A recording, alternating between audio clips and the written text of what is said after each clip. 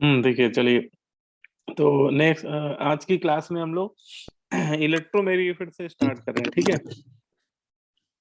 देखिए electromagnetic effect जो होता है ये आपका एक टेम्परेरी इफेक्ट में आता है, ठीक है। अभी तक जितने इफेक्ट हम लोग पढ़ रहे थे, जैसे सबसे पहले हम लोगों ने पढ़ा इंडक्टिव इफेक्ट, ठीक है। फिर हम लोगों ने पढ़ा रेजोनेंस इफेक्ट या मीजोमेरिक इफेक्ट, ठीक है। उसके बाद हम लोगों ने पढ़ा हाइपर कॉन्जुगेशन। तो ये जो तीनों इफेक्ट थे ये आपके परमानेंट इफेक्ट थे, ठीक है। ये कैसे इलेक्ट्रॉनिक इफेक्ट थे? परमानेंट। लेकिन ये जो आपका इलेक्ट्रोमैग्नेटिक इफेक्ट है ये आपका एक टेम्परेरी इफेक्ट में आता है। Electromagnetic effect is a temporary electronic effect, ठीक है। अब इसमें होता क्या है इलेक्ट्रोमैग्नेटिक इफेक्ट में? इलेक्ट्रोमैग्नेटिक इफेक्ट में बोलते हैं कि the transfer of pi electron occurs more more electronegative atom is called electromagnetic effect. इसमें बोलते हैं कि पाई इलेक्ट्रॉन का जो होता है वो ट्रांसफर होता है, और पाई इलेक्ट्रॉन एक मोर इलेक्ट्रोनेगेटिव एटम की तरफ जब शिफ्ट हो जाते हैं, ठीक है। और ये शिफ्टिंग ज्यादातर किसी अटैकिंग रीजन की प्रेजेंस में देखी जाती है, कि जब कोई अटैकिंग रीजन लाइक इलेक्ट्रोफाइल या न्यूक्लियोफाइल है ना, जब किसी कार्बोनिल ग्रुप या किसी भी फंक्शनल ग्रुप पे अटैक करते हैं तो उसमें पहले इलेक्ट्रोमैग्नेटिक इफेक्ट आकर होता है। अब इलेक्ट्रोमैग्नेटिक इफेक्ट में जैसे कार्बोनिल ग्रुप में अगर बोले कि इलेक्ट्रोमैग्नेटिक इफेक्ट कैसे होगा, तो इसमें बेटा जो पाई इलेक्ट्रॉन्स हैं, ठीक है, ये ऑक्सीजन की तरफ क्या हो जाएंगे? शिफ्ट हो जाएंगे, या इनका क्या हो जाएगा? ट्रांसफर कर जाएंगे, ठीक है। किसके? अच्छा, ये क्यों ट्रांसफर कर रहे हैं? क्योंकि अगर इस पे कोई इलेक्ट्रोफाइल या न्यूक्लियोफाइल जैसी कोई स्पेसी अगर अटैक करेगी, जैसे अभी हम लोग 12th क्लास में पढ़ेंगे कि जो कार्बोनिल कंपाउंड्स होते हैं वो न्यूक्लियोफिलिक एडिशन रिएक्शन देते हैं, तो इनमें न्यूक्लियोफाइल अटैक करते हैं। और न्यूक्लियोफाइल जो करते हैं अटैक, वो कार्बन पे अटैक करते हैं, ठीक है। क्यों ऐसा बोलते हैं कार्बन पे क्यों अटैक करते हैं? बिकॉज जो कार्बन होता है इसमें ये इलेक्ट्रोफिलिक सेंटर की तरह बिहेव करता है। तो उसे थ्योरी में इलेक्ट्रोमैग्नेटिक इफेक्ट से एक्सप्लेन किया जाता है कि ये पाई इलेक्ट्रॉन ऑक्सीजन की तरफ क्या हो जाएगा? मूव कर जाएगा, जिससे क्या हो जाएगा? ऑक्सीजन पे निगेटिव चार्ज और कार्बन पे क्या आ जाएगा? Positive charge. इस तरह की एक इंटरमीडिएट टाइप की स्पेसीज वहां पे बन रही होगी, और इसके बनते ही न्यूक्लियोफाइल इस कार्बोडाइन पे क्या कर देगा? अटैक कर देगा, ठीक है। वैसे भी न्यूक्लियोफाइल उसी सेंटर पे अटैक करता है। न्यूक्लियोफाइल न्यूक्लियस लविंग होते हैं, ठीक है। तो ये आपके उसी सेंटर पे अटैक करेगा जहां पर इलेक्ट्रॉन की क्या हो? डिफिशियंसी हो, है ना। इलेक्ट्रॉन की डिफिशियंसी मतलब जहां पर क्या हो? पॉजिटिव चार्ज हो, ठीक है। अब जैसे साइनाइड ग्रुप है, तो साइनाइड ग्रुप में भी यही होगा कि कार्बन और नाइट्रोजन के बीच में पाई इलेक्ट्रॉन्स है, और नाइट्रोजन मोर इलेक्ट्रोनेगेटिव है। तो इसमें अगर इलेक्ट्रोमेरिक इफेक्ट होगा तो ये पाई इलेक्ट्रॉन नाइट्रोजन की तरफ शिफ्ट कर जाएंगे, है ना। ऐसे ही थायो ईथर में भी, थायो कीटोन में भी यही चीज, सेम चीज देखने को मिलती है। इसमें सल्फर ज्यादा इलेक्ट्रोनेगेटिव है, तो इसमें पाई इलेक्ट्रॉन सल्फर की तरफ मूव कर जाते हैं, सल्फर पे ट्रांसफर कर जाते हैं, जिससे सल्फर पे निगेटिव चार्ज और कार्बन पे पॉजिटिव चार्ज, ठीक है। अच्छा, जो एल्कीन एल्काइंस होती हैं उनमें भी इलेक्ट्रोमेरिक इफेक्ट देखने को मिलता है, लेकिन उनमें दोनों तरफ कार्बन ही होते हैं, और दोनों कार्बन के इलेक्ट्रोनेटिक क्या है? सेम है। तो यहाँ पे हम लोग आगे जब 12th क्लास में मैकेनिज्म पढ़ेंगे तो वहां पे डिटेल में और बात करेंगे कि यहाँ पे शिफ्टिंग किस तरह से होती है, ठीक है। वैसे यहाँ पे पाई इलेक्ट्रॉन किधर भी मूव कर सकता है ना, राइट वाले कार्बन पे भी मूव कर सकता है और लेफ्ट वाले कार्बन पे भी मूव कर सकता है। अब वो डिपेंड करता है कि उसके लिए कौन सी फेवरेबल कंडीशन होगी, या उसकी मैकेनिज्म किस तरह की है, जिस, है ना, वो किस तरह के रीजन से रिएक्ट कर रहा है, उस पे ये डिपेंड कर जाता है। तो बस यही छोटा सा इलेक्ट्रोमेरिक इफेक्ट है। अब इसका अगर एप्लीकेशन की बात किया जाए कि इलेक्ट्रोमेरिक इफेक्ट का एप्लीकेशन क्या है, तो जैसे अभी हम लोगों ने लास्ट क्लास में देखा था कि जब भी कोई साइक्लिक रिंग में पाई बॉन्ड रिंग से बाहर की तरफ बन रहा होता है ना, जैसे यहाँ पे कीटोनिक ग्रुप यहाँ पे प्रेजेंट है, और मुझे बताना है कि ये रिंग एरोमेटिक है कि एंटी एरोमेटिक है, तो हम लोग इसमें पहले इलेक्ट्रोमेरिक इफेक्ट कराते थे, है ना। ये डिस्कस किया था कि नहीं किया था? Yes sir. है ना। तो इसमें पहले इलेक्ट्रोमेरिक शिफ्ट कराते थे, तो इसमें रिंग पे आ जाता था पॉजिटिव चार्ज, और रिंग पे पॉजिटिव चार्ज आने की वजह से इस 3 मेंबर रिंग में 2 पाई इलेक्ट्रॉन डीलोकलाइज करने लगते थे, और जिससे ये रिंग हमारी क्या हो जाती थी, एरोमेटिक हो जाती थी, है ना। तो ये इस तरह के स्ट्रक्चर्स में एरोमेटिसिटी को आइडेंटिफाई करने के लिए इलेक्ट्रोमैग्नेटिक इफेक्ट की हेल्प लेनी पड़ती है ना। जैसे एक ये एग्जांपल देख सकते हैं, इस एग्जांपल में अगर ये पाई इलेक्ट्रॉन ऑक्सीजन की तरफ शिफ्ट कर जाएगा तो बेटा रिंग पे आ जाएगा पॉजिटिव चार्ज, ठीक है। और ये पॉजिटिव चार्ज अगर इन दोनों पाई बॉन्ड के साथ डीलोकलाइज करेगा तो टोटल 4 पाई इलेक्ट्रॉन डीलोकलाइज कर रहे होंगे, है ना। 4 पाई में ये वाले 2 पाई और ये वाले 2 पाई, ठीक है। तो ये 4 पाई इलेक्ट्रॉन डीलोकलाइज करने की वजह से ये रिंग हमारी कैसी हो जाएगी, एंटी ये एंटी एरोमेटिक हो जाएगी, है ना। अच्छा, कुछ ऐसे भी एग्जांपल आपको देखने को मिल सकते हैं जिसमें दो रिंग आपस में, दो रिंग के बीच में एक आप पाई बॉन्ड देखेंगे, है ना। दो रिंग के बीच में ब्रिज टाइप का पाई बॉन्ड बना रहा होगा। और ऐसे कंपाउंड के नेचर के बारे में कभी आपसे पूछा जाए, जैसे सपोज आपको ये एग्जांपल नंबर 3 में देखिए, आपसे पूछा है ये कंपाउंड कैसा है, एरोमेटिक है कि एंटी एरोमेटिक है। तो इसमें पहले हम लोग इलेक्ट्रोमेग्नेटिक इफेक्ट की डायरेक्शन को प्रेडिक्ट करते हैं कि अगर इसमें इलेक्ट्रोमेग्नेटिक इफेक्ट होगा, मतलब ये जो पाई इलेक्ट्रॉन है वो किस तरफ मूव करना चाहेगा, क्योंकि देखो दोनों तरफ कार्बन ही है। तो यहाँ इलेक्ट्रोनिगेटिविटी के बेसिस पे कुछ नहीं हम लोग कह पाएंगे या ये डिसाइड नहीं कर पाएंगे कि पाई इलेक्ट्रॉन किधर शिफ्ट होना चाहिए। तो इसमें ये देखना होगा कि पाई इलेक्ट्रॉन के किधर मूव करने पे अगर दोनों रिंग एरोमेटिसिटी गेन कर लेती है तो वो सबसे फेवरेबल कंडीशन होगी, और पाई इलेक्ट्रॉन फिर उस तरह से ही फिर मूव करेगा। तो जैसे मैंने यहाँ पे पाई इलेक्ट्रॉन को लेफ्ट कार्बन पे मूव कराया है, लेफ्ट कार्बन पे ट्रांसफर करते हुए दिखाया है। इसका फायदा यहाँ पे क्या है, अब ये लेफ्ट साइड क्यों जाना चाहेगा, जैसे ही लेफ्ट साइड जाएगा तो इस 5 मेंबर रिंग में आ जाएगा निगेटिव चार्ज, और ये 3 मेंबर रिंग में आ जाएगा पॉजिटिव चार्ज। और ये निगेटिव पॉजिटिव चार्ज ये जो पाई बॉन्ड है इनके साथ डीलोकलाइज करने लगेंगे। तो जो ये आपकी लेफ्ट वाली रिंग आप देख रहे हैं, इसमें आप अगर आपसे कोई पूछे तो कितने पाई इलेक्ट्रॉन डीलोकलाइज करने लगेंगे, 6। है ना, 6 पाई, है ना। क्योंकि 4 पाई तो है ही रिंग में, और इसके भी 2 पाई, और 6 पाई इलेक्ट्रॉन के डीलोकलाइजेशन की वजह से ये हमारी रिंग कैसे हो जाएगी, एरोमेटिक हो जाएगी, लेफ्ट वाली रिंग। अच्छा, इसमें दोनों रिंग को इंडिविजुअल देखना पड़ेगा। आप राइट वाली रिंग को भी देख लीजिए, ये बेटा अगर यहाँ पॉजिटिव चार्ज आ रहा है तो ये पॉजिटिव चार्ज इस पाई इलेक्ट्रॉन के साथ डीलोकलाइज करेगा। इसकी वजह से ये जो 3 मेंबर रिंग है ये भी एरोमेटिसिटी गेन कर लेगी, है ना। इसका मतलब ये जो पूरा मॉलिक्यूल है इसमें दोनों रिंग अगर एरोमेटिसिटी गेन कर रही है तो अल्टीमेटली ऐसी रिंग को हम लोग एरोमेटिक रिंग ही बोलते हैं। और इसमें पाई इलेक्ट्रॉन राइट साइड ही शिफ्ट होगा, ठीक है। अब ऐसे आपके मन में हो सर लेफ्ट साइड क्यों नहीं शिफ्ट होगा, तो आप उसके बाद चेक करने में कोई बुराई नहीं है, ठीक है। आप उसके बाद चेक कर लीजिए कि ये राइट साइड क्यों नहीं शिफ्ट होगा। अगर ये राइट साइड शिफ्ट होगा तो यहाँ पे 3 मेंबर रिंग में आ जाएगा निगेटिव चार्ज, और इधर 5 मेंबर रिंग में पॉजिटिव चार्ज, और दोनों रिंग में देखिए 4 पाई इलेक्ट्रॉन डीलोकलाइज करने लगेंगे।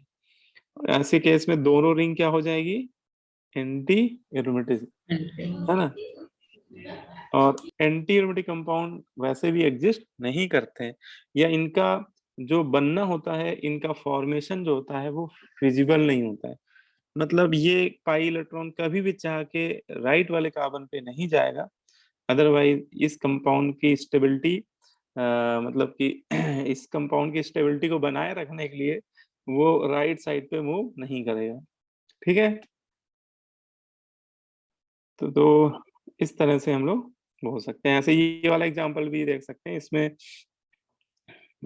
जो आपका पाई इलेक्ट्रॉन है ये लेफ्ट साइड मूव करेगा, जिससे आपका जो राइट लेफ्ट वाली रिंग है वो भी एरोमेटिक हो जाएगी, है ना। ये कभी ऐसा दिखाया जाए कि रिंग के अंदर ऐसे चार्ज लिख दिया जाए, जैसे -1 लिख दिया गया, तो इसका मतलब ये होता है कि इस पूरी रिंग में -1 का जो चार्ज है वो डीलोकलाइज कर रहा है, ठीक है। और इसमें टोटल अगर आप देखेंगे तो टोटल 2 पाई टोटल तो 6 पाई इलेक्ट्रॉन डीलोकलाइज कर रहे होंगे, लेकिन ये पूरी रिंग एरोमेटिसिटी गेन कर लेगी, और यहाँ पे आ जाएगा पॉजिटिव चार्ज, और ये पॉजिटिव चार्ज पूरी रिंग में डीलोकलाइज कर रहा होगा। है ना। तो ये ओवरऑल आपका एरोमेटिक कंपाउंड माना जाएगा। ठीक है ना। बोलो, बात समझ में आ गई? Yes, sir. Yeah. Yes, Yes, sir. sir. है ना। तो ये इसके मतलब एप्लीकेशंस हैं। और हाँ, एक बात और यहाँ पे छोटा सा पॉइंट है कि जैसे मान लीजिए कि ये जो एग्जांपल नंबर 3 में जो स्ट्रक्चर है, इसमें जो ये पाई इलेक्ट्रॉन है, ठीक है, ये अगर इसका इन मॉलिक्यूल का, जैसे ये मॉलिक्यूल है, इसका जब डाइपोल मोमेंट चेक किया जाता है, डाइपोल मोमेंट हम लोग एक्सपेरिमेंटली मेजर कर सकते हैं, तो इनका डाइपोल मोमेंट क्या आता है, बहुत हाई वैल्यू आती है, लार्ज वैल्यू आती है, लार्ज डाइपोल मोमेंट। ठीक है। ऐसा क्यों होता है ये भी मैं आपको बता देता हूँ। देखिए, इसका रीजन ये है कि ये जो बीच में पाई बॉन्ड आपको जो दिखाया जा रहा है इस स्ट्रक्चर में, एक्चुअली ये पाई इलेक्ट्रॉन कभी बीच में रहेंगे ही नहीं। ये पाई इलेक्ट्रॉन हमेशा इधर ही शिफ्ट रहेंगे, मतलब कि आपके राइट वाली रिंग पे ये तरफ ही मूव कर जाएंगे। उसका रीजन आप समझ पा रहे होंगे, क्योंकि राइट साइड मूव करने पे, सॉरी लेफ्ट साइड मूव करने पे ये दोनों रिंग हमारी क्या हो जाएंगी, एरोमेटिक हो जाएंगी। ठीक है। और ये जो निगेटिव चार्ज आ रहा है लेफ्ट वाली रिंग में, ये लगातार ये निगेटिव चार्ज पूरी रिंग में घूमता ही रहेगा। ठीक है। क्योंकि इसके घूमने की वजह से डी या डीलोकलाइज होने की वजह से ये रिंग परमानेंटली एरोमेटिसिटी गेन कर लेगी। और ये जो पॉजिटिव चार्ज आप देख रहे हैं, ये आपका 3 मेंबर रिंग में घूमता रहेगा। और इसकी वजह से ये जो 3 मेंबर रिंग है, ये परमानेंटली एरोमेटिक नेचर शो कर लेगी, मतलब परमानेंटली ये एरोमेटिसिटी गेन कर लेगी। तो ऐसी सिचुएशन में बोलते हैं कि पाई इलेक्ट्रॉन फिर मिड वाली पोजीशन पे नहीं रहेंगे, और इस मॉलिक्यूल पे लेफ्ट वाली रिंग में नेगेटिव चार्ज और राइट वाली रिंग पे पॉजिटिव चार्ज कंसंट्रेट हो जाएगा, मतलब वो फिर बीच में पाई बॉन्ड बनेगा ही नहीं। और ऐसे आयन को डाईपोलर आयन भी बोलते हैं। इस तरह के आयन को एक नाम भी आता है, dipolar ion. Di means two, polar मतलब अपोजिट चार्ज। तो यहाँ पे आप देखें कि एक सिंगल मॉलिक्यूल में 2 अपोजिट चार्ज डीलोकलाइज कर रहे हैं, है ना। है तो पूरा ये एक ही मॉलिक्यूल, लेकिन एक इसके रिंग में निगेटिव चार्ज घूम रहा है ना, और दूसरी रिंग में पॉजिटिव चार्ज घूम रहा है। तो 2 अपोजिट चार्ज अगर एक ही रिंग में डीलोकलाइज करते हैं, तो ऐसे आयन को डाईपोलर आयन बोला जाता है। और डाईपोलर आयन का जो डाईपोल मोमेंट होता है वो बहुत ज्यादा बढ़ जाता है, क्योंकि इसमें निगेटिव चार्ज एक टर्मिनल पे रहता है और पॉजिटिव चार्ज हमेशा दूसरे एंड पे या दूसरी रिंग पे रहता है। अपोजिट चार्ज अगर अपोजिट रिंग पे रहेंगे, तो उनके बीच का डाईपोल मोमेंट क्या हो जाएगा, बढ़ जाएगा कि नहीं? यस। है ना। तो चार्ज का सेपरेशन जब भी होता है, तो वहां पे डाइपोल मोमेंट इंक्रीज हो जाता है। तो इस तरह के केस में बोलते हैं कि जो डाइपोलर आयन होते हैं, इनका जो डाइपोल मोमेंट होता है, ये एबनॉर्मली हाई वैल्यू होता है, मतलब कि लार्ज वैल्यू होता है।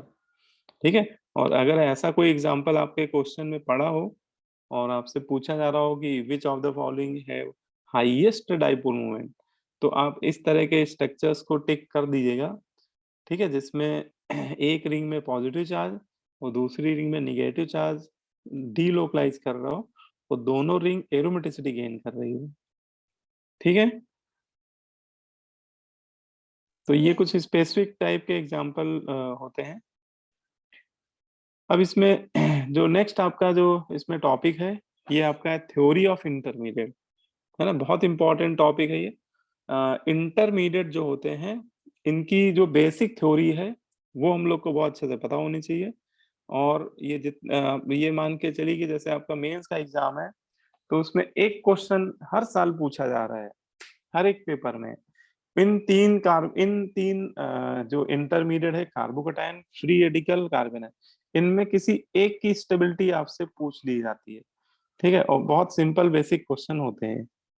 तो एक एक करके देखिए, समझते हैं।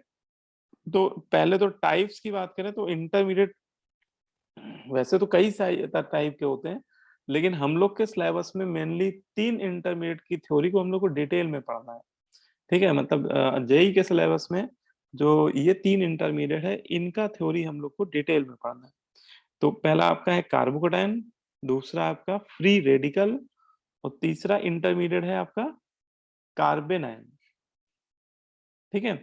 अच्छा, ये इंटरमीडिएट होते क्या, अगर कोई पूछे कि व्हाट आर इंटरमीडिएट, इंटरमीडिएट होते क्या है बेटा, तो इसको कैसे आप डिफाइन करोगे? सर ये किसी रिएक्शन के सर बीच में बनते हैं और सर हाईली अनस्टेबल होते हैं, तो सर वो इंडिपेंडेंटली एग्जिस्ट नहीं करते। ठीक है, बहुत बढ़िया। तो ये बिल्कुल सही कह रहे हैं बेटा। तो इंटरमीडिएट जो होते हैं वो किसी भी रिएक्शन के, इंटरमीडिएट नाम ही इंटरमीडिएट, तो ये रिएक्शन के इंटरमीडिएट पोजीशंस पे बनते हैं, मतलब रिएक्टेंट और प्रोडक्ट के बीच की कड़ी मान सकते हैं इन्हें आप। लेकिन ये बहुत ही हाईली रिएक्टिव होते हैं, इनकी हाफ लाइफ बहुत ही कम होती है। ठीक है। और इसलिए बोलते हैं कि बनते हैं, और जो भी इनकी हाफ लाइफ है ज्यादातर माइक्रोन या नैनो सेकंड के बीच के टाइम इंटरवल में ये बनते हैं, और इतने टाइम इंटरवल के अंदर ही ये बन के रिएक्ट भी कर जाते हैं। ठीक है, प्रोडक्ट का भी फॉर्मेशन कर देते हैं। तो अब यहाँ पे एक एक करके हम लोग समझेंगे। पहला जो इंटरमीडिएट है वो आपका है कार्बेनायन। ठीक है। कार्बेनायन, कार्बेनायन देखो क्या होते हैं। कार्बेनायन को आप सिंपल इसके नेम में जो कार्बेनायन है इसी का आप संधि विच्छेद कर दीजिए, इसी को ब्रेक करके लिख दीजिए कार्बन प्लस एनायन। ठीक है। कार्बन का मतलब आप जानते हैं, कार्बन की बात हो रही, कार्बन एटम की बात हो रही, एनायन मतलब निगेटिव चार्ज।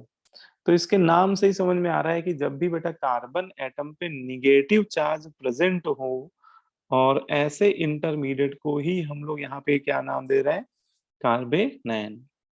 तो कार्बेनायन क्या होते हैं, तो ये आपकी डिफिनेशन है। Carbanion are those reactive intermediate in which carbon contains negative charge. Carbanion ऐसे रिएक्टिव इंटरमीडिएट होते हैं जिनमें कार्बन पे क्या प्रेजेंट होता है, नेगेटिव चार्ज। ठीक है। और एक बात इसमें खास बात ये भी देखी जाती है कि जब कार्बन पे बेटा नेगेटिव चार्ज होता है तो उस कार्बन का ऑक्टेट कंप्लीट होता है ना। उस कार्बन के वैलेंस शेल पे 8 इलेक्ट्रॉन आपको देखने को मिलेंगे। तो अगर आपकी इसकी डिफिनेशन लिखनी है तो आपको ये दोनों बातें बोलनी होगी। पहली बात तो बोलनी होगी, carbanion are those reactive intermediate in which carbon contains negative charge and they have 8 electron in their valence shell. साथ ही साथ इनकी वैलेंस शेल में 8 इलेक्ट्रॉन होते हैं। ठीक है। जो सब, अच्छा एग्जाम्पल भी अगर बात करें तो जो सबसे स्मॉलेस्ट कार्बन आयन होता है, सबसे छोटा कार्बन आयन होता है, वो आपका मेथिल कार्बन आयन होता है। इससे छोटा कार्बन आयन पॉसिबल ही नहीं बन पाना। और ये आपका methyl carbon ion smallest carbon ion की कैटेगरी में आता है। इसको फॉर्मूले के टर्म में लिखा जाए तो ये होता है CH3 माइनस, CH3 माइनस, ये आपका क्या है, मेथिल कार्बन आयन है। अब इस मेथिल कार्बन आयन में जो कार्बन है वो 3 हाइड्रोजन से क्या है, डायरेक्टली बॉन्डेड है। ठीक है।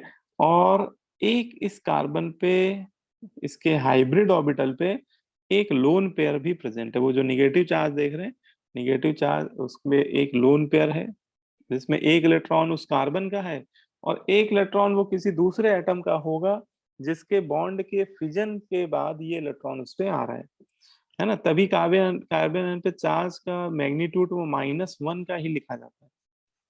ठीक है, क्योंकि एक ही इलेक्ट्रॉन ये किसी दूसरे एटम का लेके आया होगा। ठीक है, एक इलेक्ट्रॉन तो बेटा उसका खुद का है, लेकिन एक किसी दूसरे एटम का होगा जिसके साथ वो सिंगल बॉन्ड से कनेक्टेड होगा। अब इसमें अगर हम लोग शेप की बात करें, इस पे हाइब्रिडेशन निकालें तो हाइब्रिडेशन में आप बोल सकते हो कि इस पे बेटा 3 बॉन्ड पेयर है, मतलब बेटा 3 सिग्मा बॉन्ड बना रहा है और एक लोन पेयर है। तो 3 सिग्मा प्लस 1 लोन पेयर सम करेंगे तो 4 आएगा, और 4 स्टेरिक नंबर पे हाइब्रिडेशन आता है sp3। तो carbanion are sp3 hybridise. ठीक है, कार्बन आयन में जो कार्बन होता है वो sp3 हाइब्रिडाइज होता है, और उसकी वैलेंस शेल में 8 इलेक्ट्रॉन भी होते हैं, है ना। जिसमें 3 तो बेटा आपके ये बॉन्ड पेयर हो गए, 3 इलेक्ट्रॉन तो ये हो गए बेटा बॉन्ड पेयर वाले, और एक इस पे हो गया ये लोन पेयर। तो टोटल 8 इलेक्ट्रॉन हो रहे हैं, मतलब इनका ऑक्टेट क्या है, इनका ऑक्टेट कंप्लीट होता है। अब इसमें बहुत छोटी छोटी बातें हैं, कुछ की पॉइंट है रिगार्डिंग कार्बन है, वो मैंने एक जगह लिख दी है, तो इनको पहले समझ लेते हैं। ठीक है ना। कई बार ये मतलब कि आपके मेंस लेवल के क्वेश्चनों में इस तरह की बातें ही पूछ ली जाती है। तो की पॉइंट्स अबाउट कार्बन आयन, तो पहला पॉइंट क्या कह रहा है, देखिए वन बाय वन एक एक पॉइंट देखेंगे हम लोग। फर्स्ट पॉइंट कह रहा है carbanion have 8 electron in their valence shell, that is octet complete. बिल्कुल सही बात है, कार्बन आयन जो होते हैं उनकी वैलेंस शेल में 8 इलेक्ट्रॉन होते हैं, और 8 इलेक्ट्रॉन होने की वजह से उनका ऑक्टेट जो होता है वो कंप्लीट होता है। ठीक है। सेकेंड पॉइंट अगर बोलें तो कार्बन आयन जो होते हैं वो लुईस बेस की तरह बिहेव करते हैं। कार्बन आयन जो होते हैं वो लुईस बेस की तरह बिहेव करते हैं। ये लुईस थ्योरी हम लोग आयनिक इक्विलिब्रियम में डिस्कस किए थे। लुईस बेस क्या होते हैं, कोई बताएगा लुईस बेस क्या होते हैं? सर जो लोन पेयर डोनेट कर सकते लोन पेयर डोनर करते हैं, बहुत बढ़िया है ना। तो लोन पेयर डोनर स्पेसीज जो होते हैं वो लुईस बेस की कैटेगरी में आते हैं, और कार्बन आयन पे लोन पेयर होता है, और ये अपना लोन पेयर आसानी से डोनेट भी कर सकते हैं, क्योंकि वो लोन पेयर उनके हाइब्रिड ऑर्बिटल का पार्ट होता है। हाइब्रिड ऑर्बिटल का पार्ट है तो आसानी से डोनेट करने के लिए कैपेबल भी है वो। इसलिए कार्बन आयन को लुईस थ्योरी के अकॉर्डिंग लुईस बेस की कैटेगरी में रखा जाता है। तीसरा पॉइंट है हाइब्रिडाइजेशन। ठीक है। हाइब्रिडाइजेशन में अभी हम लोगों ने डिस्कस किया था, अभी हम लोगों ने निकाला भी है ये चीज कि कार्बन आयन के कार्बन एटम पे जो हाइब्रिडाइजेशन आता है वो sp3 आता है with one lone pair, sp3 hybridization, और साथ ही साथ कार्बन पे एक लोन पेयर भी होता है। इस वजह से इसका जो शेप होता है वो पिरामिडल होता है। ये हम लोगों ने VSEPR जो थ्योरी पढ़ी थी, है ना, VSEPR थ्योरी की टेबल में हम लोगों ने ये डिस्कस भी किया था कि अगर किसी एटम पे sp3 हाइब्रिडाइजेशन है सेंटर एटम पे along with one lone pair, तो उसका जो शेप होता है वो पिरामिडल शेप देखा जाता है। ठीक है। Yes. इसके बाद नेक्स्ट प्रॉपर्टी में हम लोग बात कर रहे हैं मैग्नेटिक बिहेवियर की या मैग्नेटिक नेचर की। तो ये जो कार्बन आयन होते हैं ये डायमैग्नेटिक नेचर के होते हैं। डायमैग्नेटिक क्यों होते हैं, कोई पूछे डायमैग्नेटिक क्यों होते हैं? तो डायमैग्नेटिक इसलिए होते हैं क्योंकि इनका ऑक्टेट कंप्लीट होता है ना। इनका अगर ऑक्टेट देखा जाए तो क्या होता है, कंप्लीट होता है। और डायमैग्नेटिक स्पेसीज वो सभी स्पेसीज होती हैं जिनका ऑक्टेट कंप्लीट हो, या जिनका जो वैलेंस शेल का ऑर्बिटल है वो फुली फिल्ड हो। जैसे आप कार्बन पे 8 इलेक्ट्रॉन है, तो आप इसका जरा इलेक्ट्रॉनिक कॉन्फ़िगरेशन करेंगे तो लास्ट में आएगा 2s2 2p6, मतलब उसका जो वैलेंस शेल का ऑक्टेट है वो कंप्लीट है। उसका s ऑर्बिटल भी आप देखेंगे तो बेटा फुली फिल है, और जो p सबसेल है वो भी फुली फिल है। इस वजह से कार्बन आयन को हम लोग बोलते हैं carbanion are diamagnetic species. ठीक है। क्योंकि पैरामैग्नेटिक होने के लिए कम से कम एक अनपेड इलेक्ट्रॉन होना कंपलसरी है वैलेंस शेल के ऑर्बिटल में। ठीक है। यस अब है ना, हाँ। अब इसमें एक मैंने नोट लिखा हुआ है, जैसे ये नोट है, कई बार आपको स्टेटमेंट बेस्ड क्वेश्चन भी पूछे आते हैं, ट्रू फॉल्स वाले क्वेश्चन भी पूछ लिए आते हैं, कि अगर आपको कभी ये स्टेटमेंट इस तरह से लिखा मिले, all carbanion are sp3 hybridize, जितने भी कार्बन आयन होते हैं वो सभी sp3 हाइब्रिडाइज होते हैं, तो ये स्टेटमेंट बोला जाता है कि ये स्टेटमेंट फॉल्स स्टेटमेंट है, ये करेक्ट नहीं है ना। ऐसा कहना गलत हो जाएगा अगर हम लोग को बोला जा रहा है कि अगर सारे कार्बन आयन sp3 हाइब्रिडाइज होते हैं, तो ये रॉन्ग स्टेटमेंट है। क्यों रॉन्ग है? क्योंकि बहुत सारे कार्बन आयन आप देखोगे, जो कार्बन आयन का निगेटिव चार्ज अगर रेजोनेंस में स्टेबलाइज, जैसे एलाइलिक कार्बन आयन, ये जो एग्जांपल में दिखाया जा रहा है ये आपका allylic carbon ion, allylic carbon ion या बेंजिलिक कार्बन आयन। ठीक है। तो ये बहुत फेमस एग्जांपल है। इसमें आप देखिए कि कार्बन पे जो निगेटिव चार्ज है वो रेजोनेंस में स्टेबलाइज है, और जब भी कार्बन का निगेटिव चार्ज या लोन पेयर रेजोनेंस में स्टेबलाइज होगा तो उस पे हाइब्रिडाइजेशन sp2 आने लगेगा, क्योंकि इसका जो लोन पेयर है वो आपका काउंट ही नहीं होगा, हाइब्रिडाइजेशन को ही डिसाइड नहीं करेगा वो। ठीक है। तो यहाँ पे ये कार्बन आयन आपका sp2 है, और ऐसे ही ये बेंजेलिक पोजीशन पे जो कार्बन आयन दिख रहा है आपको, ये कार्बन पे भी हाइब्रिडेशन sp2 है। तो ये बस ध्यान रखिएगा कि ऐसा कहना सही नहीं है कि सारे कार्बन आयन आपके सभी कार्बन आयन sp3 हाइब्रिडाइज होते हैं, ये कहना स्टेटमेंट आपका सही नहीं है। क्योंकि जो रेजोनेंस स्टेबलाइज कार्बन आयन होते हैं वो sp2 हाइब्रिडाइज भी हो सकते हैं। ठीक है, तो है ना, ये बात समझ में आ गई सही को, है ना।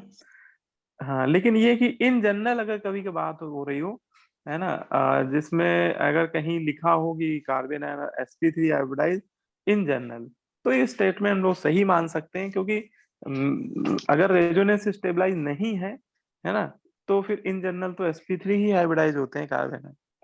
लेकिन अगर ये लिखा हो carbanion are always sp3 hybridise या all carbanion are sp3 hybridise, तो ये स्टेटमेंट हमारा रॉन्ग हो जाएगा। ठीक, क्लियर होगी बात? Yes Yes. चलिए, फिर अब इसमें हम लोग आते हैं types of carbon ion. Carbon ion को कितनी कैटेगरी में क्लासिफाई किया जाता है, कार्बन आयन कितनी टाइप के होते हैं?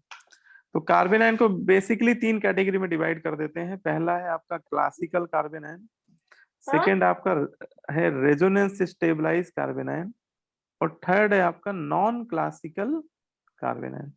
तो कार्बन आयन में भी 3 type, classical, resonance stabilize and non classical, 3 तरह से कार्बन आयन को थ्योरी में क्लासिफाई किया जाता है।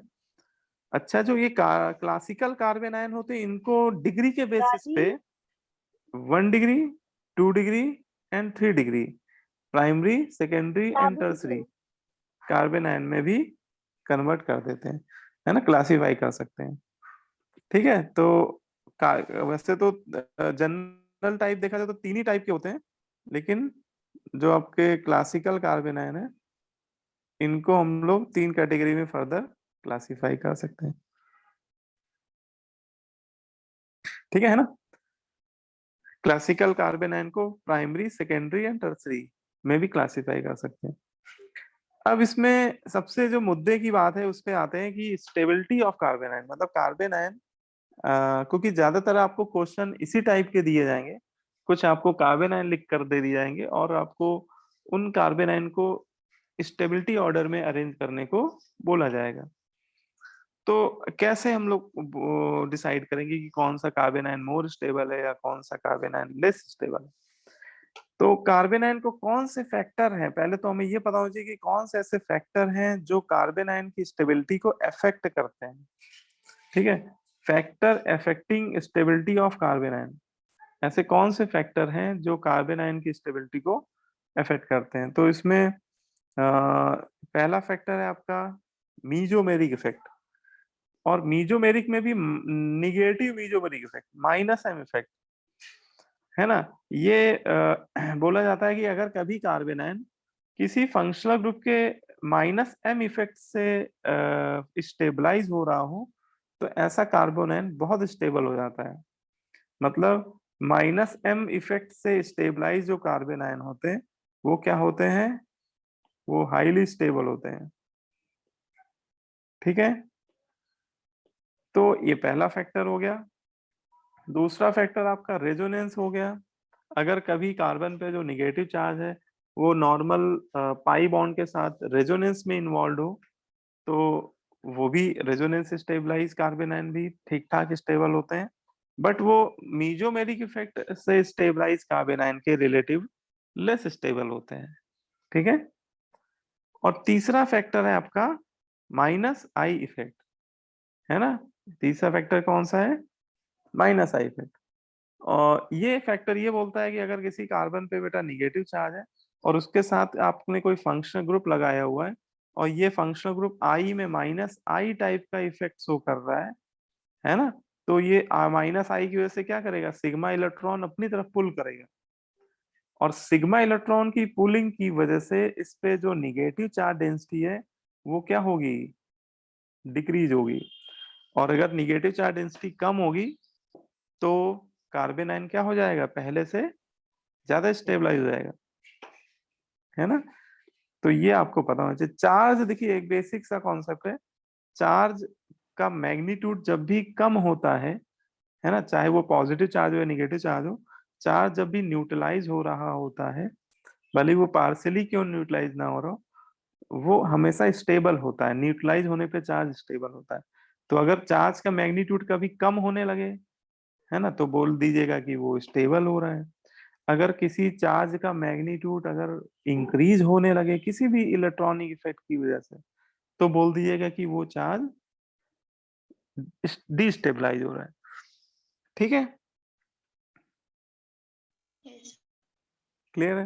यस यस अच्छा, ये मैंने एक ऑर्डर लिखा हुआ है क्योंकि देखो अभी तक हम लोगों ने जितने भी इलेक्ट्रॉनिक इफेक्ट पढ़े हैं, अगर इनको इनकी स्ट्रेंथ के ऑर्डर में लिखा जाए, या कौन सा इलेक्ट्रॉनिक इफेक्ट किस पे डोमिनेंट होता है उसके रिस्पेक्ट में लिखा जाए, तो ये एक ऑर्डर मैंने यहाँ पे बताया है कि सबसे ज्यादा जो डोमिनेंट इलेक्ट्रॉनिक इफेक्ट होता है वो एरोमेटिक इफेक्ट बोला जाता है।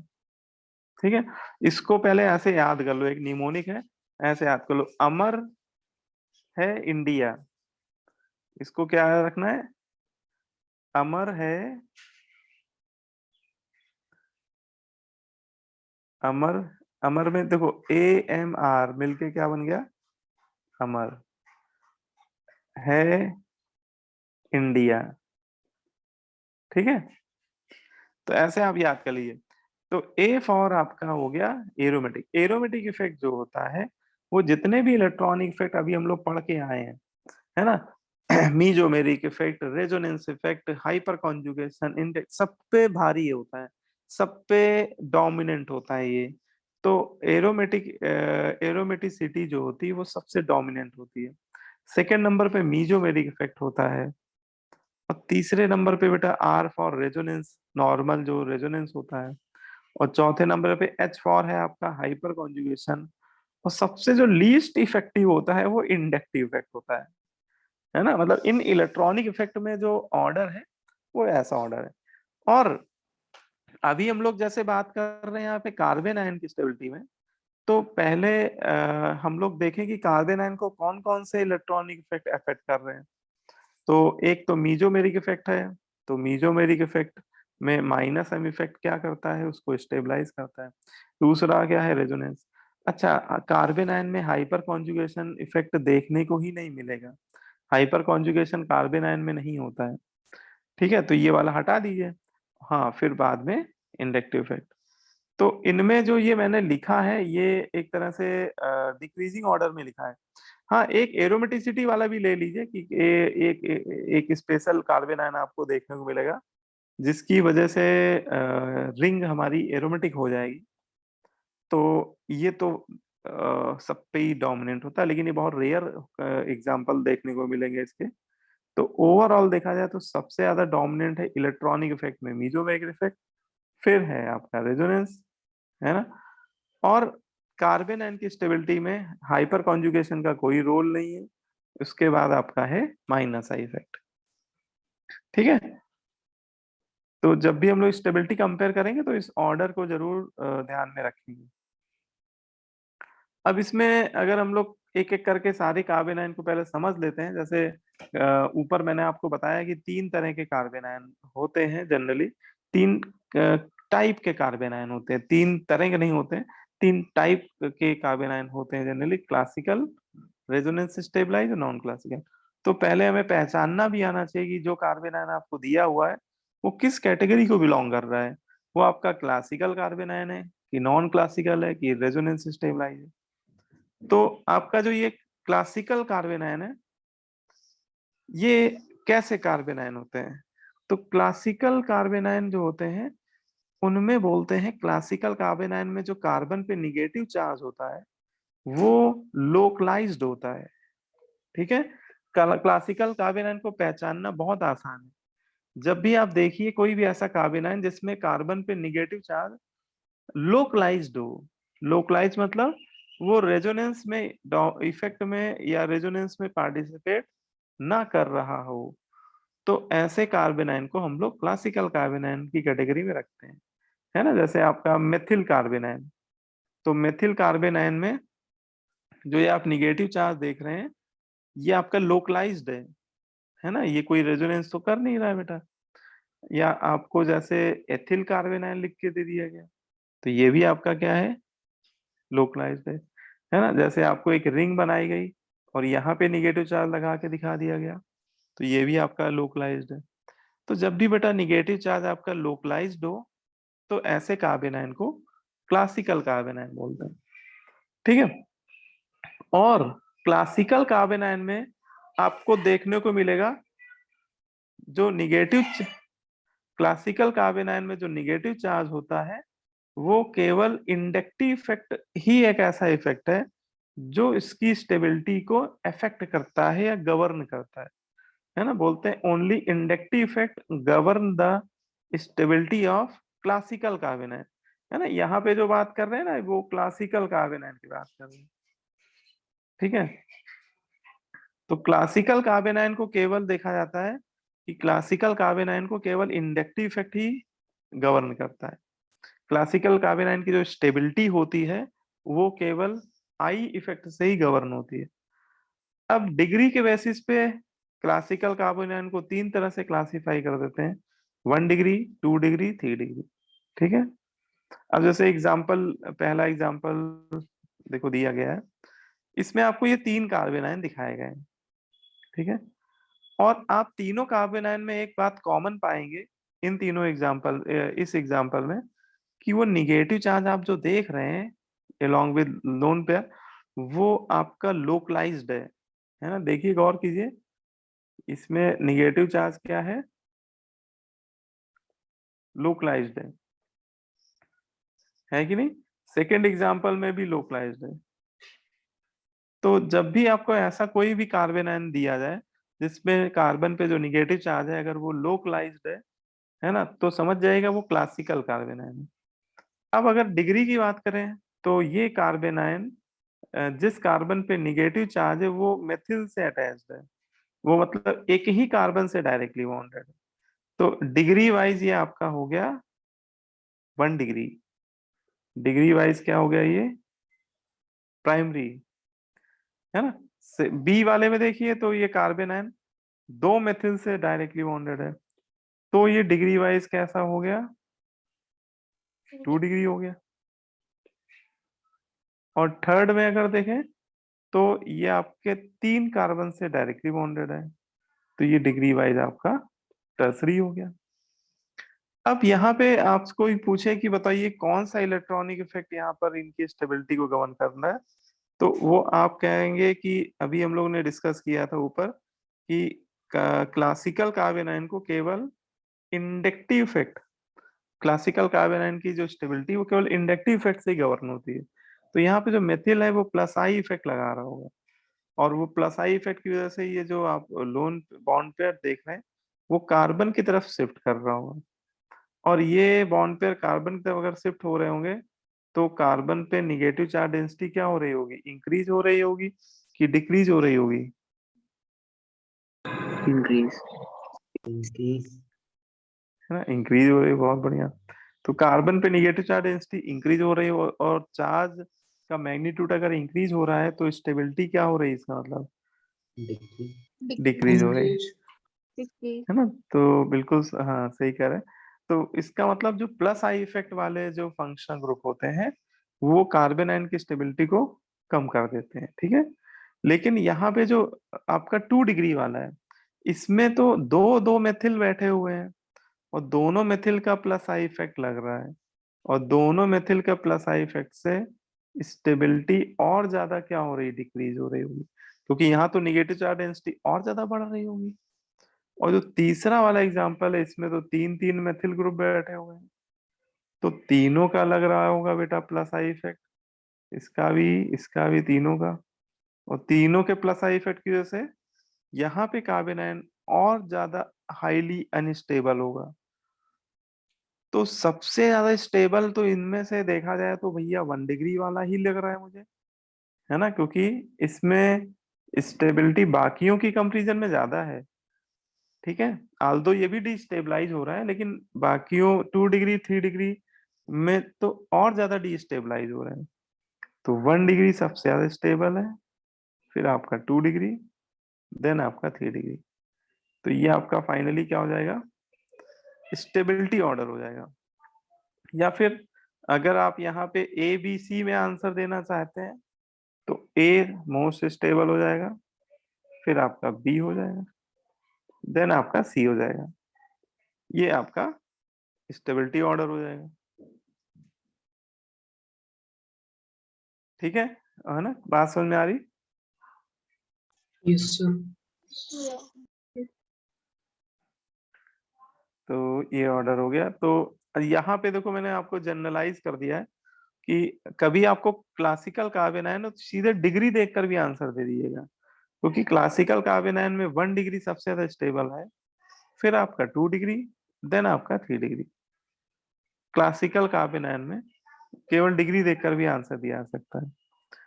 और ये मैंने यहाँ पे कंपेयर किया हुआ है, मतलब इसको प्लस आई और माइनस आई इफेक्ट से, कि अगर आपको क्लासिकल कार्बन आयन की स्टेबिलिटी का रिलेशन माइनस आई इफेक्ट से रिलेट किया जाए, तो माइनस आई इफेक्ट बेटा अगर इंक्रीज होगा तो क्लासिकल कार्बन आयन की स्टेबिलिटी भी इंक्रीज होगी, क्योंकि वो कार्बन के निगेटिव चार्ज को कम कर रहा होगा।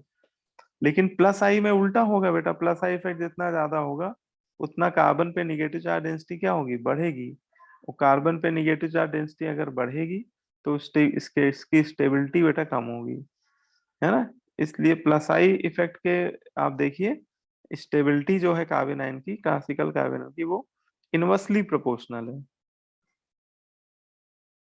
ठीक है, लेकिन माइनस आई इफेक्ट के क्या है, डायरेक्टली प्रोपोर्शनल। ठीक है, अब जैसे ये सेकेंड एग्जांपल से भी आप समझ सकते हैं। जैसे ये सेकेंड एग्जांपल है, इसमें आप अगर देखें तो कार्बन पे निगेटिव चार्ज है।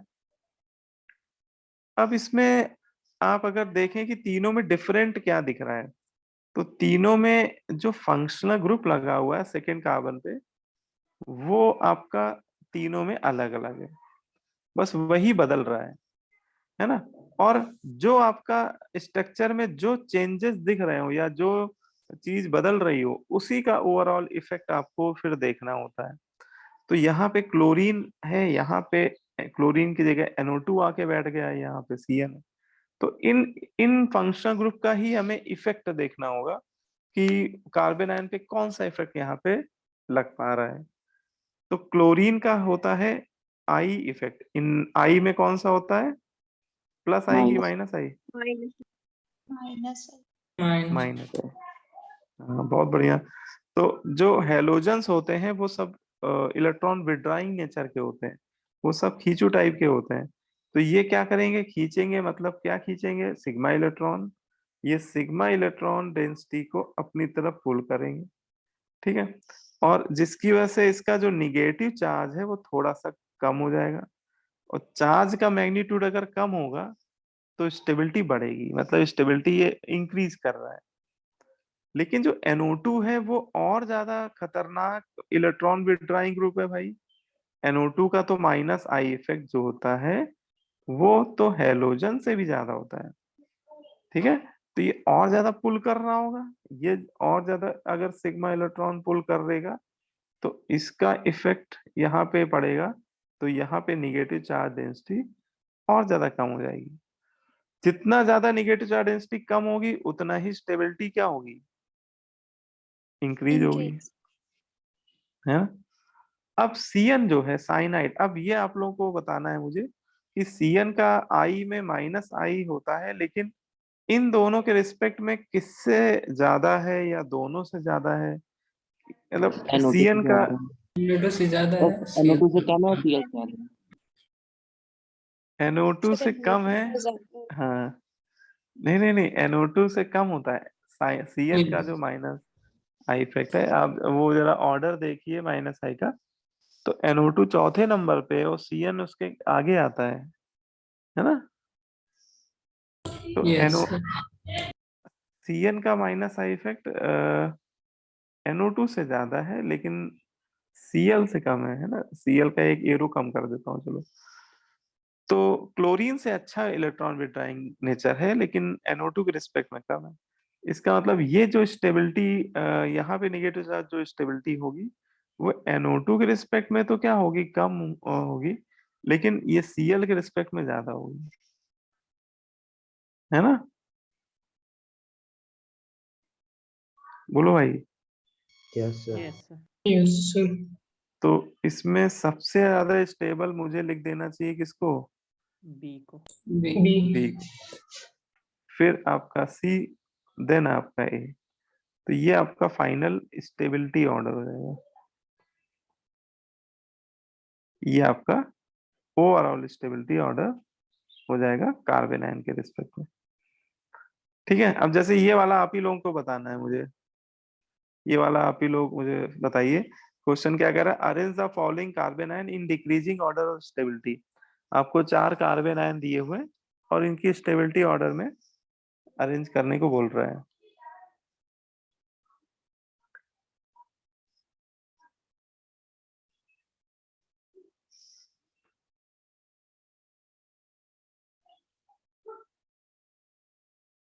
है ना सर? एक बार अटेम्प्ट कर लीजिए, फिर आंसर बता सकते हैं आप।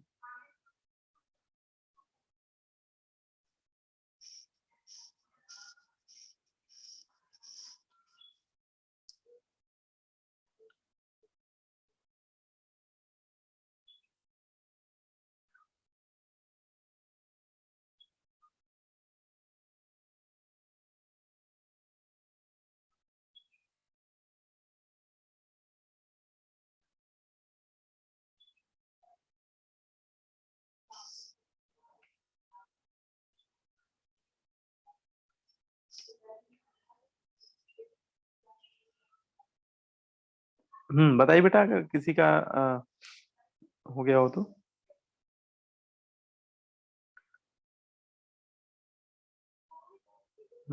संभव ने आंसर बताया है।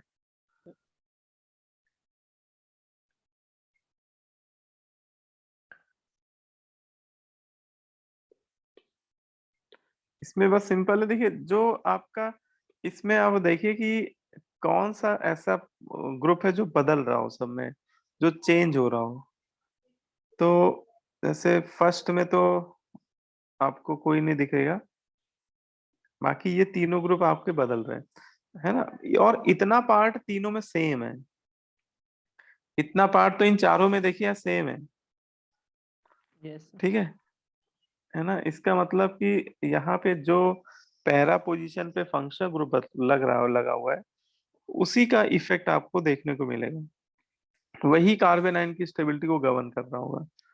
अब अगर यहाँ पे देखें, जो मेथिल है, मेथिल का पैरा पोजीशन पे लग रहा होगा प्लस आई इफेक्ट। वो भी पैरा पोजीशन पे प्लस आई इफेक्ट क्या हो जाता है? बहुत वीक हो जाता है।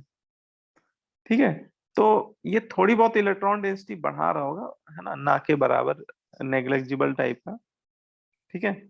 हाँ, पहले वाले से थोड़ी सी इलेक्ट्रॉन डेंसिटी दूसरे वाले में ज्यादा होगी, क्योंकि पहले वाले में तो कोई पैरा पे हाइड्रोजन है, और हाइड्रोजन का आई इफेक्ट 0 माना जाता है।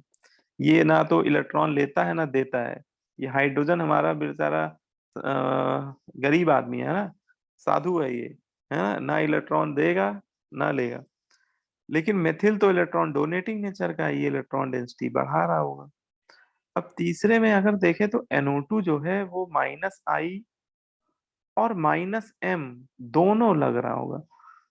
और ये भी ध्यान रखना है कि बेंजीन रिंग से अगर कोई फंक्शनल ग्रुप अटैच्ड है, तो उसका मीजोमेरिक इफेक्ट भी देखना पड़ेगा आपको।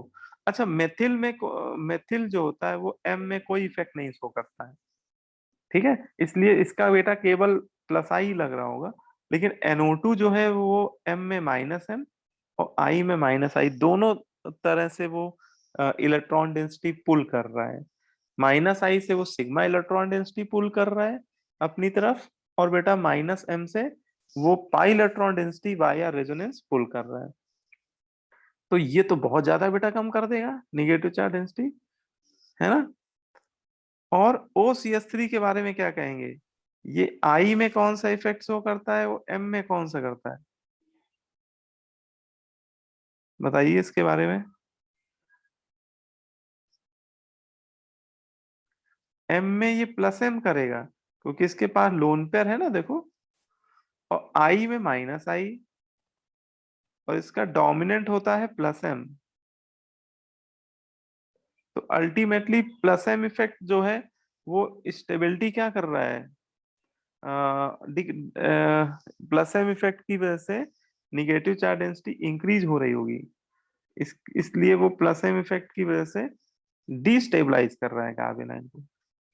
और जितना बेटा प्लस आई से वो डिस्टेबलाइज कर रहा है, उससे थोड़ा ज्यादा डिस्टेबलाइज कर रहा होगा, है ना, क्योंकि प्लस एम इफेक्ट जो मीजोमेरिक इफेक्ट होता है वो इंडक्टिव इफेक्ट पे डोमिनेंट होता है। तो ये प्लस आई से थोड़ा बहुत ही इलेक्ट्रॉन डेंसिटी बढ़ा रहा होगा।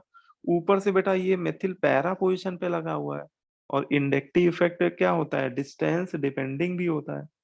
पैरा पोजीशन से इसका प्लस आई इफेक्ट वहां तक पहुंच ही नहीं पा रहा होगा सही ढंग से इफेक्टिवली, है ना।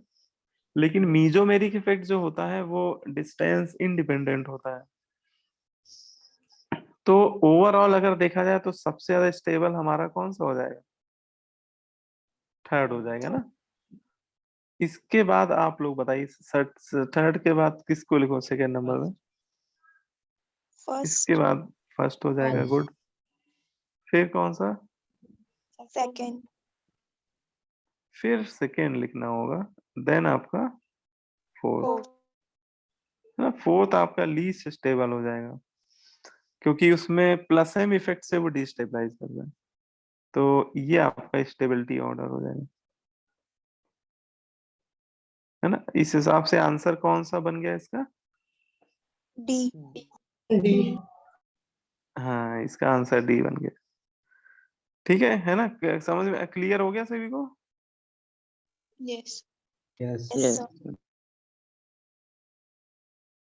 ठीक है, तो ऐसे देखना होता है ना। कई बार बेंजीन रिंग के साथ जो ग्रुप लगे होंगे तो उसमें मीजोमेरिक इफेक्ट को भी देखना पड़ता है। अब इसमें आते हैं सेकेंड कैटेगरी में। सेकेंड कैटेगरी है आपकी रेजोनेंस स्टेबलाइज कार्बन आयन। इसमें हम लोग बात करेंगे रेजोनेंस स्टेबलाइज कार्बन आयन की। तो इसमें जैसे पहला है allylic carbon ion. Allylic carbon ion आपका ये एलाइलिक कार्बन आयन होता है, ठीक है।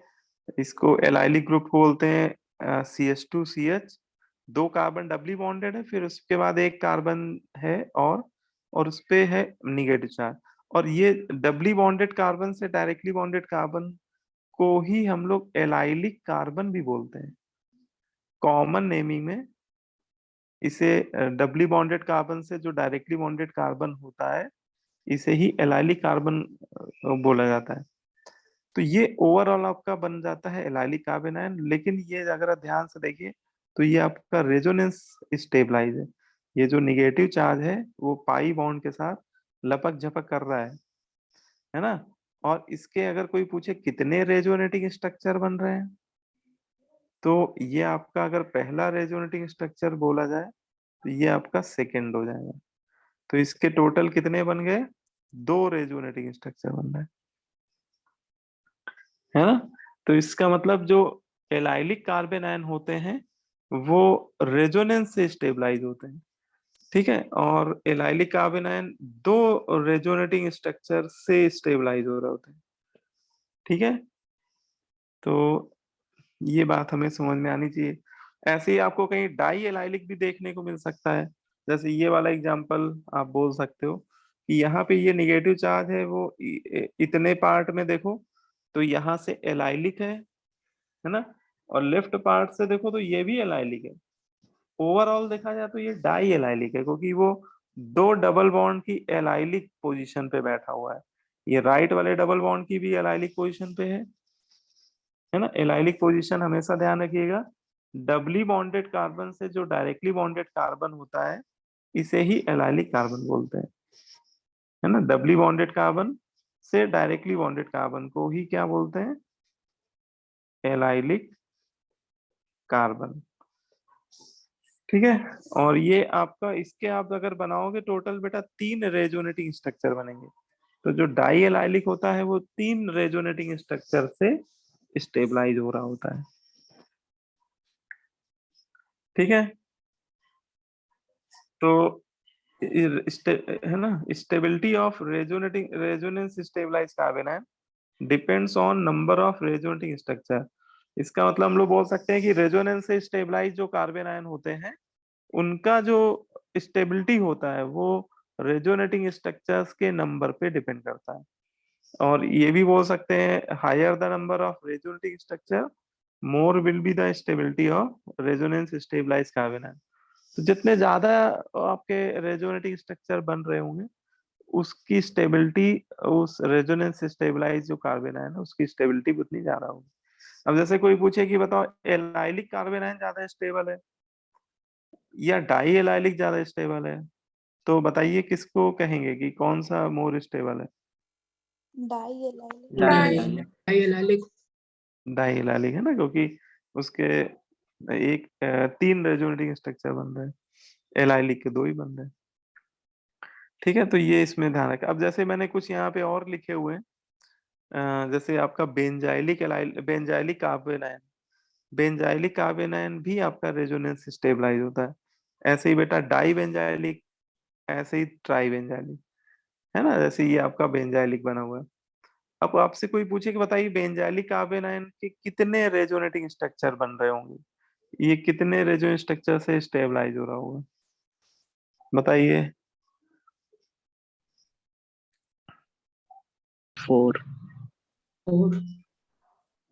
हाँ, 4 से स्टेबलाइज हो रहा होगा, क्योंकि ये निगेटिव चार्ज एक बार यहाँ पे आएगा लपक करते हुए, तो ये पाई इलेक्ट्रॉन यहाँ पे, तो यहाँ पे आ जाएगा निगेटिव चार्ज। फिर ये देखेगा अगला पाई बॉन्ड भी उसके अल्टरनेट पोजीशन पे, तो फिर वो पैरा पे आ जाएगा, पैरा से चलेगा तो फिर आर्थो पे आ जाएगा, और फिर अल्टीमेटली वो यहाँ पे आएगा। तो टोटल आप देखें तो निगेटिव चार्ज 4 डिफरेंट कार्बन पे जा रहा है, तो इसके टोटल आप बोल सकते हैं कि इसके 4 रेजोनेटिंग स्ट्रक्चर बन रहे होंगे। मतलब ये जो बेंजाइलिक कार्बन आयन है ये 4 रेजोनेटिंग स्ट्रक्चर से स्टेबलाइज हो रहा होगा। ठीक है, ऐसे ही डाई बेंजाइलिक बता दीजिए कितने से स्टेबलाइज हो रहा होगा, कितने रेजोनेटिंग स्ट्रक्चर से?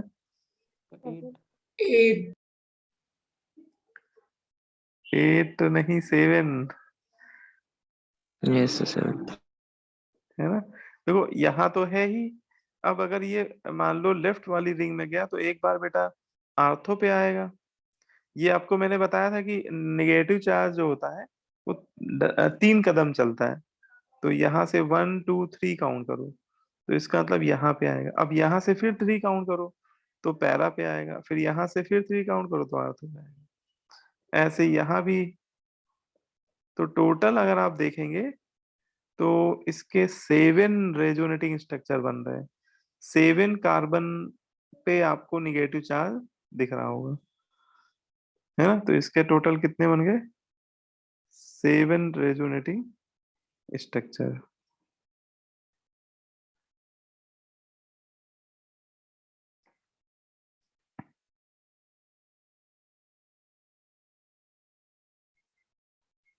ठीक है, अब जैसे ट्राई बेंजालिक है, इसके कितने बन रहे होंगे? 10 हाँ, इसके 10 बन रहे होंगे, तो इसके 10 बन रहे होंगे। तो अब ये जितने भी लिखे हुए हैं रेजोनेंस स्टेबलाइज, इनमें अगर आपसे पूछा जाए कि ओवरऑल ऑर्डर क्या होगा, तो इनमें सबसे ज्यादा स्टेबल हमारा हो जाएगा ट्राई बेंजाइलिक, क्योंकि बेटा इसके सबसे ज्यादा रेजोनेटिंग स्ट्रक्चर बन रहे हैं, और निगेटिव चार्ज जितना ज्यादा डीलोकलाइज होगा उतना ज्यादा वो उसका मैग्नीट्यूड क्या हो जाएगा, कम हो जाएगा। इसमें निगेटिव चार्ज 10 कार्बन पे बारी बारी से जा रहा है, तो एक कार्बन पे उसका हो जाएगा 1/10 इलेक्ट्रॉन डेंसिटी, है ना। ऐसे ही बेटा इसमें 7 कार्बन पे जा रहा है निगेटिव चार्ज, इसमें 4 कार्बन पे जा रहा है, इसके 4 बन रहे हैं। तो अगर ओवरऑल ऑर्डर देखो मैंने नीचे लिखा होगा, ये एक ओवरऑल ऑर्डर है, इसको देख लीजिए। कार्बन आयन की स्टेबिलिटी का ये ओवरऑल ऑर्डर है कि जितने भी स्टैंडर्ड कैटेगरी के जो कार्बन आयन है उनको अगर हम लोग रिलेटिव ऑर्डर की बात करें, उनकी स्टेबिलिटी का रिलेटिव ऑर्डर देखें, तो सबसे ज्यादा जो स्टेबल होता है वो ये वाला कार्बन आयन होता है। ये आपका मतलब एक रेयर एग्जांपल है, ये आपका एरोमेटिक कार्बन आयन है ना। ये एरोमेटिक कार्बन आयन क्यों है? क्योंकि जो निगेटिव चार्ज जब रिंग में डीलोकलाइज कर रहा है, तो देखिए टोटल कितने पाई इलेक्ट्रॉन डीलोकलाइज कर रहे हैं रिंग में? 6 पाई, है ना। और हाँ, ये हम लोग अभी लास्ट क्लास में पढ़े भी थे कि अगर किसी रिंग में 6 पाई इलेक्ट्रॉन या 10 पाई इलेक्ट्रॉन या 2 पाई इलेक्ट्रॉन डीलोकलाइज करते हैं, है ना, मतलब 4n+2 के हिसाब से आप देख लो, तो वो रिंग हमारी एरोमेटिसिटी गेन कर लेती है। और यहाँ पे कार्बन आयन के डीलोकलाइजेशन की वजह से ये रिंग हमारी क्या हो रही है, एरोमेटिक हो रही है। तो ऐसे कार्बन आयन को बोलते हैं, ये रेजोनेंस स्टेबलाइज कार्बन आयन है, और ये हाईली स्टेबल है, इससे ज्यादा स्टेबल तो आपको कोई मिलेगा ही नहीं। ठीक है, ये मोस्ट स्टेबल कार्बन आयन है। इसके बाद आपका ये ट्राई बेंजाइलिक है। ट्राई बेंजाइलिक क्यों बोला जा रहा है, क्योंकि इसके 3 इसके टोटल अभी ऊपर देखे थे 10 रेजोनेटिंग स्ट्रक्चर बन रहे थे। ट्राई बेंजाइलिक के टोटल 10 रेजोनेटिंग स्ट्रक्चर बन रहे थे। इसके बाद डाई बेंजाइलिक बोल सकते हैं, डाई बेंजाइलिक के टोटल 7 बन रहे थे। ठीक है, फिर आप बेंजाइलिक बोल दीजिए क्योंकि इसके 4 बन रहे थे। फिर आप ट्राई एलाइलिक बोल सकते हैं, फिर आप डाई एलाइलिक बोल सकते हैं, फिर एलाइलिक बोल सकते हैं। ठीक है, तो इस तरह से आप बोल सकते हैं। फिर ये एक भी कंडीशन है कि कार्बन पे अगर निगेटिव चार्ज है, ट्रिपली बॉन्डेड कार्बन पे अगर निगेटिव चार्ज है, तो वो sp हाइब्रिडाइज है। ठीक है, और sp हाइब्रिडाइज है तो उस पे s करेक्टर ज्यादा है, तो वो इलेक्ट्रोनिगेटिव भी बहुत ज्यादा है। तो यहाँ पे आपका ये क्लासिकल कार्बन आयन में आएगा, तो फिर आपका ये आ जाएगा sp हाइब्रिडाइज वाला। फिर sp2 हाइब्रिडाइज वाले आ गए। उसके बाद आपके sp3 हाइब्रिडाइज में डिग्री के हिसाब से बोल दीजिएगा। क्लासिकल कार्बन आयन में अभी हम लोगों ने शुरुआत में बोला भी था कि 1 डिग्री सबसे ज्यादा स्टेबल होता है, फिर 2 डिग्री, फिर 3 डिग्री। ठीक है ना, बोलिए, बात समझ में आ रही? Yes, sir. Yes, sir. तो ये आपका मतलब ओवरऑल ऑर्डर है स्टेबिलिटी के रिगार्डिंग। अब इसमें classical carbon ion, non classical carbon ion क्या होते हैं? तो नॉन क्लासिकल कार्बन आयन बोलते हैं ऐसे कार्बन आयन जो नेचर में एग्जिस्ट नहीं करते हैं, या जिनका जो एग्जिस्टेंस होता है वो डाउटफुल एग्जिस्टेंस होता है रूम टेम्परेचर पे। तो ऐसे कार्बन आयन को नॉन क्लासिकल कार्बन आयन बोला जाता है। ठीक है, अब ये जैसे कुछ एग्जांपल लिखे हुए हैं, ये जैसे आपका ये एग्जांपल कहीं आपको दिख जाए जिसमें 3 मेंबर रिंग, एक डबल बॉन्ड, एक निगेटिव चार्ज, तो ये रिंग हमारी एंटी एरोमेटिक रिंग हो जाएगी। इस रिंग में आप देखेंगे तो 4 पाई इलेक्ट्रॉन डीलोकलाइज कर रहे हैं, है ना। और एंटी एरोमेटिक कंपाउंड क्या होते हैं? एग्जिस्ट ही नहीं करते हैं, हाईली अनस्टेबल होते हैं ना। ऐसे ही आपका ये वाला भी केस है, ये भी एंटी एरोमेटिक। ऐसे ही आपका ये वाला केस है। ये काफी डिफरेंट टाइप का एग्जांपल है बेटा। इसमें देखिए ब्रिजेट पोजीशन पे निगेटिव चार्ज आ रहा है, और ये एक बाईसाइक्लिक कंपाउंड है। बाईसाइक्लिक कंपाउंड के ब्रिजेट पोजीशन पे कोई भी इंटरमीडिएट हो तो वो हाईली अनस्टेबल होता है, क्योंकि यहाँ पे ये जो छोटी वाली रिंग देख रहे हैं ना, ये आपकी 3 मेंबर रिंग है, और 3 मेंबर रिंग में जो एंगल स्ट्रेन होते हैं बहुत ज्यादा होते हैं। तो ऐसे कार्बन आयन भी एग्जिस्ट नहीं करते due to large angle strain.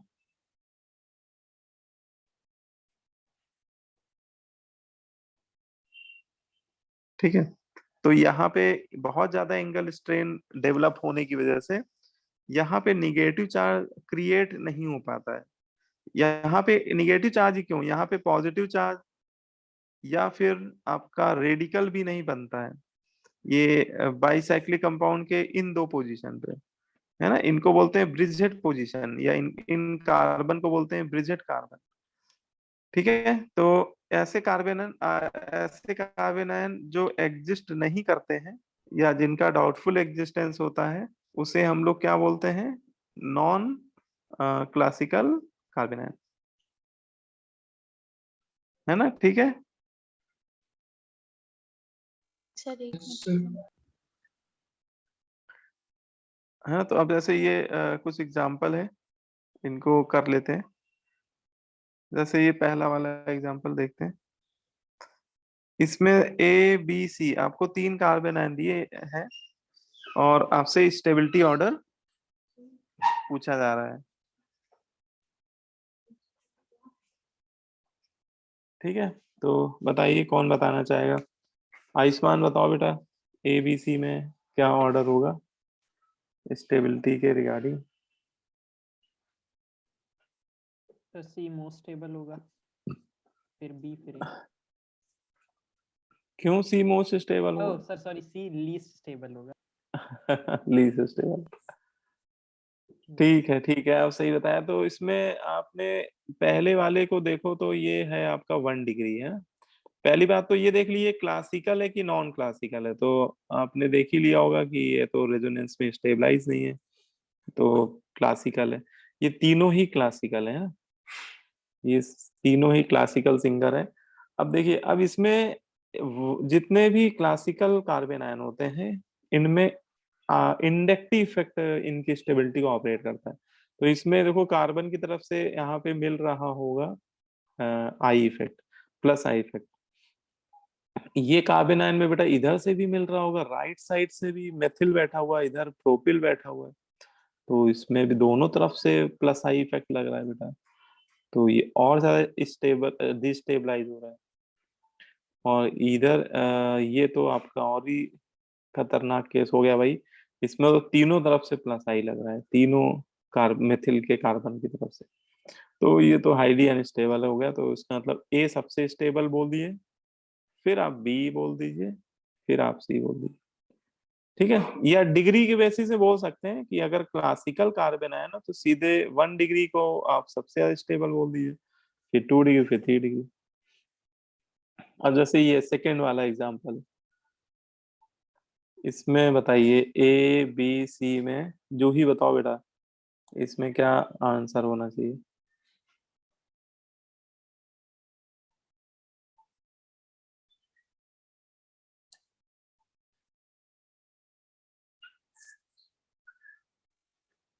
Sir be most stable, फिर ए, फिर सी।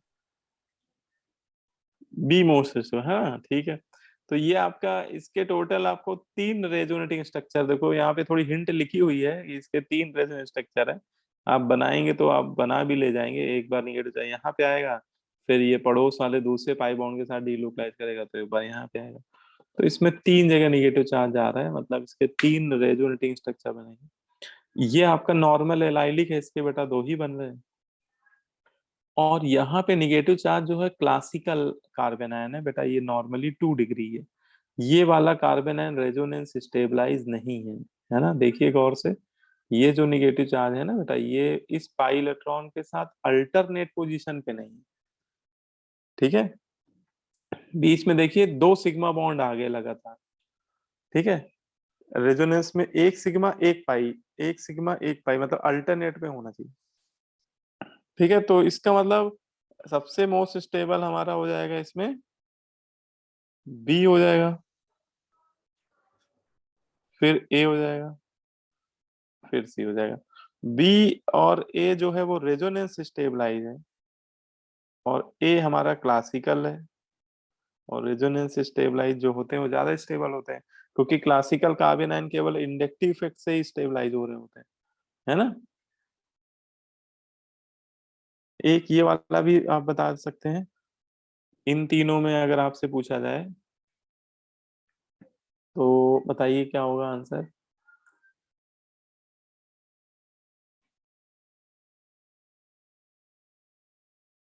हाँ संभव बेटा बताओ क्या होगा। सर ए मोस्ट स्टेबल होगा। ए मोस्ट स्टेबल हो जाएगा, ठीक है ना। ये इमोस्टेबल होगा क्योंकि ये एरोमेटिसिटी गेन कर रहा है। इसमें निगेटिव चार्ज जो है वो एरोमेटिसिटी, निगेटिव चार्ज के डीलोकलाइजेशन की वजह से जो रिंग है वो एरोमेटिसिटी गेन कर रही है। फिर इसके बाद कौन सा होगा ए के बाद?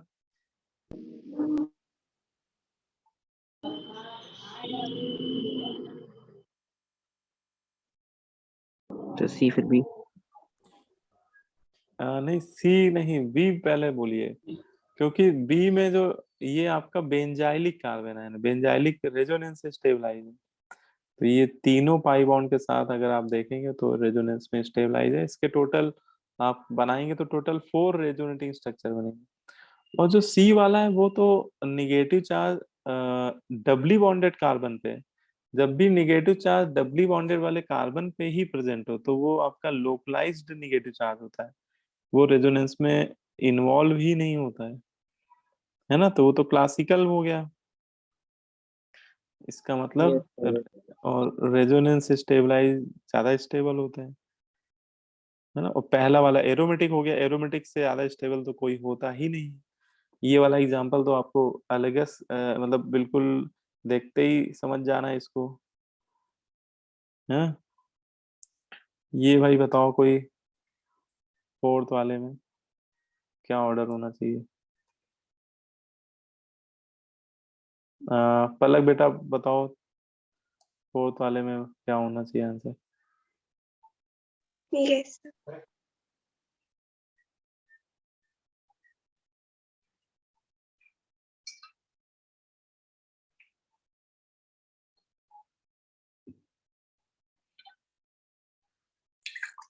Sir, सबसे B.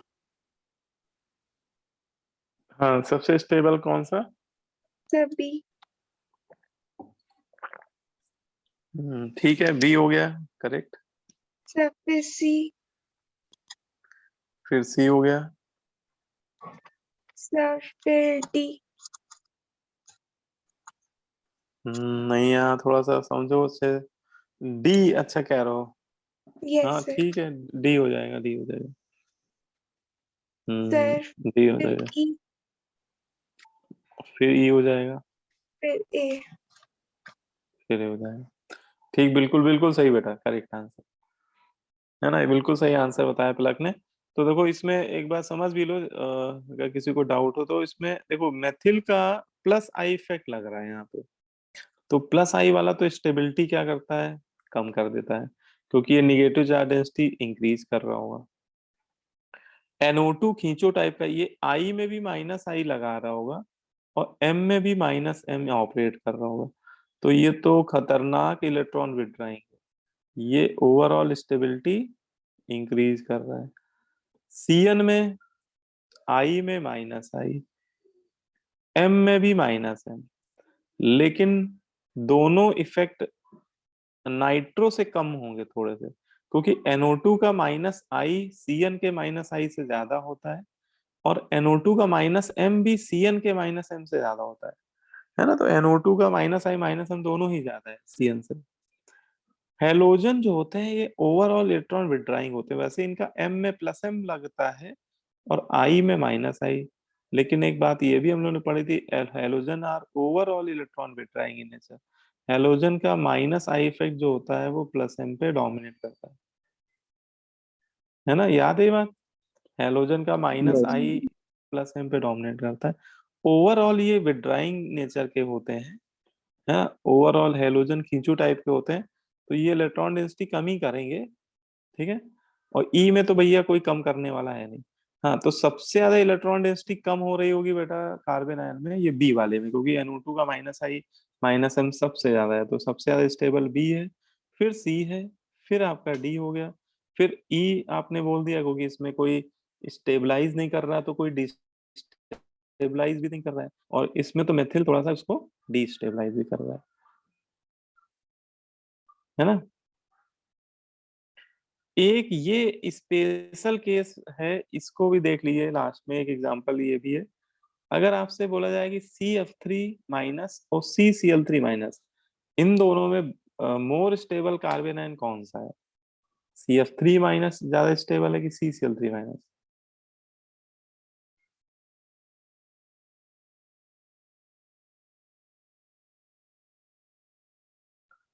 बताइए क्या होना चाहिए।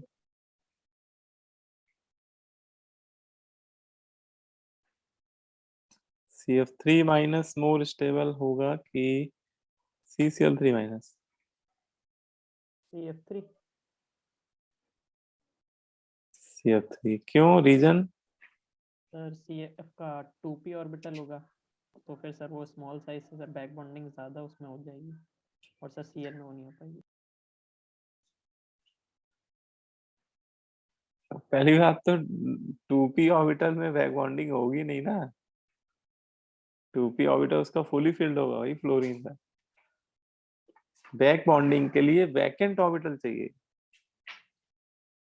तो देखो ये इंटरेस्टिंग एग्जांपल इसलिए है क्योंकि अगर कोई भी बच्चा अगर जल्दीबाजी में आंसर देगा तो वो बोल सकता है कि पहला वाला ज्यादा स्टेबल है, क्योंकि वो माइनस आई इफेक्ट बोलेगा कि 3 फ्लोरीन का माइनस आई लग रहा है और यहाँ पे 3 क्लोरीन का माइनस आई लग रहा है, और फ्लोरीन और क्लोरीन में फ्लोरीन का ज्यादा होता है माइनस से, तो ये ज्यादा मैग्नीट्यूड कम कर देगा निगेटिव चार्ज का। ठीक है, तो ये आंसर फिर गड़बड़ हो जाएगा, मतलब अगर केवल माइनस आई इफेक्ट से देखेंगे तो आंसर गलत हो जाएगा। पहली बात तो आंसर इसका पहले मैं बता देता हूँ, इसका आंसर है जो CCl3 माइनस होता है, ये ज्यादा स्टेबल कार्बन आयन होता है as compared to CF3 minus. उसका रीजन क्या है इसको भी समझ लेते हैं। यहाँ पे देखो क्लोरीन जो है वो थर्ड पीरियड एलिमेंट है ना, क्लोरीन क्या है, थर्ड पीरियड एलिमेंट है, और थर्ड पीरियड एलिमेंट के पास डी ऑर्बिटल प्रेजेंट होते हैं वैलेंस शेल में, और वो भी वैकेंट वाले डी ऑर्बिटल, 3D ऑर्बिटल वो भी खाली पड़े हैं उसके पास, है ना, उसके पास वैकेंट ऑर्बिटल है, 3D वैकेंट ऑर्बिटल, और एक क्लोरीन के पास नहीं, तीनों क्लोरीन के पास वैकेंट है ना। तो यहाँ पे क्या होगा, यहाँ पे बैक बॉन्डिंग होती हुई दिखाई देगी कि क्लोरीन का जो निगेटिव चार्ज है या लोन पेयर है वो बैक बॉन्डिंग में इन्वॉल्व है, वो इनके वैकेंट ऑर्बिटल के साथ क्या बना रहा होगा, बैक बॉन्डिंग, है ना, क्या बना रहा होगा, बैक बॉन्डिंग, और बैक बॉन्डिंग की वजह से वो स्टेबल हो रहा होगा, मतलब ये निगेटिव चार्ज उसके और वैकेंट ऑर्बिटल में जा रहे होंगे, ओवरलैपिंग कर रहे होंगे, और वो पाई बॉन्ड टूट रहा होगा फिर,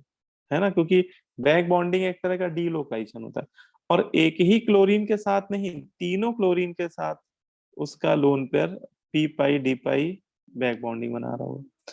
अच्छा, फ्लोरीन में ऐसा बैक बॉन्डिंग बन नहीं पाएगी क्योंकि फ्लोरीन के पास कोई वैकेंट ऑर्बिटल ही नहीं है, वैकेंट डी ऑर्बिटल नहीं है, फ्लोरीन सेकेंड पीरियड एलिमेंट है, उस सेकेंड पीरियड में डी ऑर्बिटल होता ही नहीं है, वैकेंट तो दूर की बात है। इसका मतलब ये आपका ज्यादा स्टेबल हो जाएगा क्योंकि ये रेजोनेंस इफेक्ट से स्टेबलाइज है। यहाँ पे इंडक्टिव इफेक्ट से आंसर देना गलत हो जाएगा क्योंकि इंडक्टिव इफेक्ट पे डोमिनेंट होता है रेजोनेंस इफेक्ट, है ना, बैक बॉन्डिंग, है ना, तो ये आंसर लिखा हुआ है CCl3 minus is more stable because negative charge stabilize by p pi d pi back bonding, है ना, तो CCl3 माइनस ज्यादा स्टेबल है ना। ऐसा ही एक एग्जांपल ये भी है कि जैसे ये एक कार्बन आयन है, एक ये कार्बन आयन है, कोई पूछे ज्यादा स्टेबल कौन सा है, which one is more stable, तो जो सेकंड वाला कार्बन आयन है उसमें बैक बॉन्डिंग बनने लगेगी, इसका निगेटिव चार्ज सल्फर के वैकेंट ऑर्बिटल के साथ क्या बना रहा होगा, बैक बॉन्डिंग। इसमें ऑक्सीजन सेकंड पीरियड एलिमेंट है, इसमें इसके पास वैकेंट डी ऑर्बिटल ही नहीं है बेटा, तो इसमें बैक बॉन्डिंग नहीं बन पा रही होगी, तो इसमें पहला बी वाला ज्यादा स्टेबल हो जाएगा। ठीक है ना, तो बस इसके बाद आपका फ्री रेडिकल है, फिर वो नेक्स्ट क्लास में फ्री रेडिकल्स करेंगे हम लोग। ठीक है, एक ये क्वेश्चन है, ये भी अटेम्प्ट कर लीजिएगा आप लोग। ठीक है, और सीट में आप करिएगा तो सेक्शन आई के क्वेश्चन कर लीजिएगा। ठीक है, सीट में आप देखिएगा एक्सरसाइज 1 में सेक्शन आई के क्वेश्चन आप कर लीजिएगा, कार्बन आयन के क्वेश्चन उसी में आपको मिल जाएंगे। ठीक है, तो आपका कार्बन आयन आज मैंने करा दी है। अब नेक्स्ट क्लास में हम लोग फ्री रेडिकल पढ़ेंगे, है ना, फ्री रेडिकल और कार्बोकैटायन। ठीक है, तो इसी के आगे मैं फिर स्टार्ट करूंगा। ठीक है, चलिए फिर मैं वाइंड अप कर रहा हूँ। Thank you sir. Thank you sir sir. हाँ सर बोलो बेटा। सर आप थर्मोडायनेमिक्स पूरी पढ़ा चुके हैं?